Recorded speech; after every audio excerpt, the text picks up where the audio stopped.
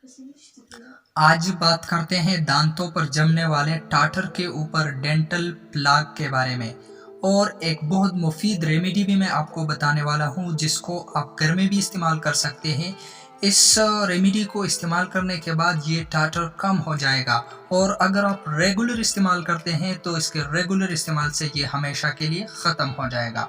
हमारे मुंह में रहने वाली बैक्टीरियाज हमारे इम्यून सिस्टम और हमारे खाई जाने वाली एंटीबायोटिक से बचने के लिए अपने इर्द गिर्द बायोफ्यून्स बना लेते हैं, या आप यूं के लीजिए कि ये रहने के लिए कैल्शियम से बने हुए छोटे छोटे घर बना लेते हैं, छोटे छोटे हाउसेस बना लेते हैं। इन हाउसेस में, इन बायोफ्यून्स में ये बैक्टीरियाज महफूज रहते हैं। ये इनका सर्वाइवल मैकेनिज्म है, और इन कैल्शियम हाउसेस की वजह से हमारा इम्यून सिस्टम इन्हें डिटेक्ट नहीं कर पाता, और ये ज़्यादा अरसे तक ये जिंदा रह पाते हैं।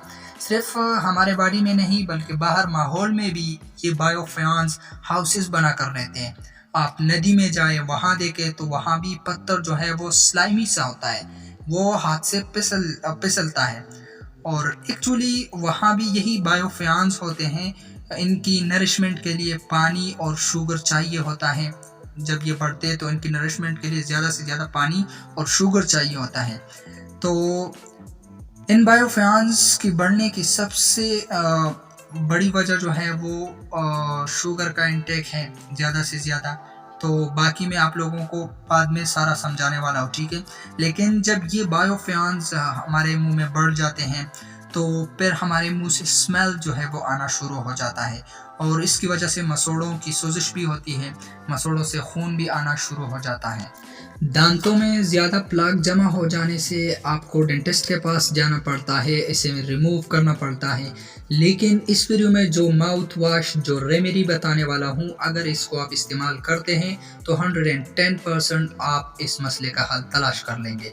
पहले नंबर पर जो चीज़ आपको चाहिए वो है baking soda, sodium bicarbonate.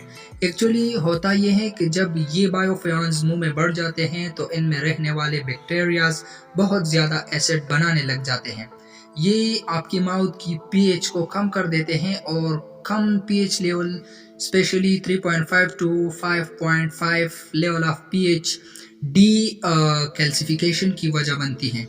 Calcium हड्डियों और दांतों में से निकलकर सिस्टम में आने लगते हैं, यानी बॉडी में आने लगते हैं, और फिर ये बैक्टीरिया इन कैल्शियम को अपने हाउसिंग के लिए इस्तेमाल करते हैं।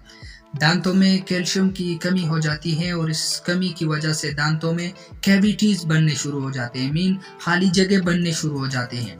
और तो इसलिए ज़रूरी है कि मुंह में पीएच लेवल को न्यूट्रल रखना इंतहाई ज़रूरी है। तो इसलिए ज़्यादा चीनी का इस्तेमाल और ब्लड प्रेशर का डिस्टर्ब रहना जिस्म में तेज़ाबियत का सबब बनता है। जब आप चीनी इस्तेमाल करते हैं ज़्यादा मिकदार में, तो आप इनके माहौल को साजगार बना रहे होते हैं, आप उनको एक बेस्ट माहौल दे रहे होते हैं, और नतीजे में ये ज़्यादा एसिड्स बनाने लगते हैं। बेकिंग सोडा पीएच को इंक्रीज़ करता है, इसे अल्कलाइन बनाता है, बैक्टीरियाज की कॉलोनीज़ को तोड़ता है, और नेचुरली हमारे सलाइवा में भी सोडियम बाइकार्बोनेट होता है। ये भी एक इंटरेस्टिंग बात है। तो किस तरीके से आपने लेना है, आधे से आधा चम्मच, मीन आधे से आधा चम्मच टी स्पून बेकिंग सोडा का लीजिए। और दूसरी चीज़ जो आपने लेनी है वो है हाइड्रोजन पर ऑक्साइड, 3% हाइड्रोजन पर ऑक्साइड। जब ये दोनों आप ले लेंगे तो ये हाइड्रोजन पर ऑक्साइड जो है वो ब्राउन सोल्यूशन है, जो आपको किसी भी फार्मेसी से मिल जाएगा, किसी भी स्टोर से मिल जाएगा। ये इन बैक्टीरियाल्स बायोफ्यून्स को ख़त्म करता है, एंटी फंगल है, यीस्ट को ख़त्म करता है, और इंटरेस्टिंग बात ये है कि ये हाइड्रोजन पर ऑक्साइड भी आपके सलाइवा में भी ये पाया जाता है। तो यहाँ पर हम और कुछ भी नहीं कर रहे हैं, बल्कि सिर्फ उन चीज़ों को ज़्यादा मिकदार में बॉडी में डाल रहे हैं जो पहले से हमारे बॉडी में मौजूद है। अगर आप बेकिंग सोडा को देखें तो बेकिंग सोडा ऑलरेडी हमारे सलाइवा में मौजूद होता है, और हाइड्रोजन पर ऑक्साइड भी ऑलरेडी हमारे सलाइवा में मौजूद होता है। तो आधे से भी आधा चम्मच आपने बेकिंग सोडा लेना है, और उसके साथ आपने 3% हाइड्रोजन पर ऑक्साइड, ये भी आपने आधे से आधा चम्मच लेना है, आधे से भी आधा चम्मच आपने ले लेना है। इन दोनों को आपने हाफ कप पानी लेना है, हाफ कप वाटर आपने लेना है और इन दोनों को आपने मिक्स कर लेना है। इन दोनों को मिक्स करने के बाद आपने सिंपल तरीके से ब्रश के साथ आपने अपने दांतों पर हल्के हल्के तरीके से इसको जो है वो ब्रश कर लेना है। ध्यान रहे कि जब आप ये ब्रश कर ले तो उसके बाद भी तकरीबन 30 सेकंड तक आपने यही जो पानी है ये अपने मुंह में आपने रहने देना है, ठीक है। तो इंशाल्लाह अगर आप इसको रेगुलर इस्तेमाल कर लेंगे तो आप देखेंगे कि आपके दांतों की जो शाइन है वो वापस आ जाएगी।